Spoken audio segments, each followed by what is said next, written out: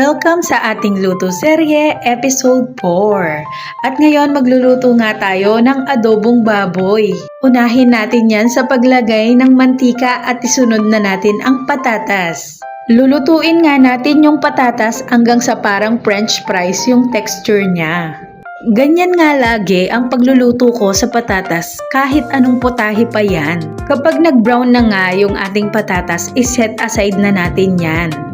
Tapos sa same pan, ilagay na natin yung karne natin at hintayin natin maluto ito hanggang sa mag-brown yung karne natin. Ganyan nga yung ginagawa ko sa karne para hindi maging sariwa yung pagkaluto nito. Kung makikita nyo dyan, tinatanggal ko yung mga impurities or yung dugo ng karne na naluto. Yung iba naman, ginagawa nila, pinapakuluan na nila yung karne tapos babanlawan ito. Ayan, kapag luto na yung karne, ilagay na natin yung bawang.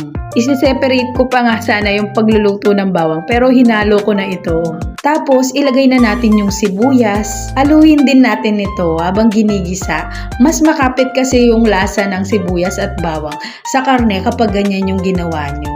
O diba, ginigisa pa lang, masarap na. Kapag okay na nga yung ginisa natin na karne, ilagay na natin yung toyo. Sa paglagay naman ng toyo, tansya-tansya na lang kung gaano karami yung karne nyo. Pero ako, dinamihan ko yung toyo kasi gusto ko makulay yung aking adobo. Tapos, lagyan natin ng tubig ito at pakuluan natin hanggang sa lumambot na yung karne. Balatan na natin yung itlog abang hinihintay natin lumambot yung karne. Masarap din talaga kapag may itlog yung adobo, diba? At syempre, maglalagay din tayo ng isang sachet na paminta. Ayan, pagkatapos maglagay na din tayo ng suka. Sa paglagay nga ng suka, hintayin natin kumulo ito bago natin haluin para hindi magsariwa yung lasa ng ating adobo. Kapag kumulo na, ilagay na din natin yung itlog at patatas. Tapos, lagyan na din natin ito ng asin, timplahin natin, tansyahin natin, tikman natin kung gaano nakaalat itong ating adobo. Nag-separate nga ako para sa anak ko dahil lalagyan ko ng sili yan.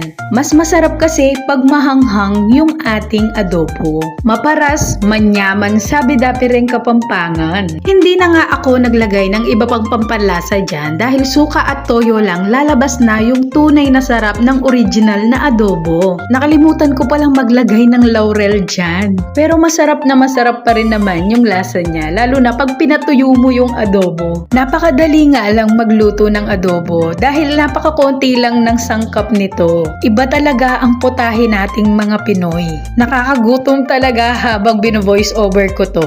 Ayan, tapos na tayo. Sana makapagluto din kayo.